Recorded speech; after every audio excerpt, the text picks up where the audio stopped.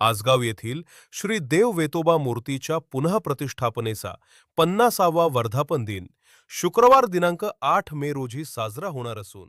या सोहळ्यानिमित्त विविध धार्मिक व सांस्कृतिक कार्यक्रमांचे आयोजन करण्यात आले आहे.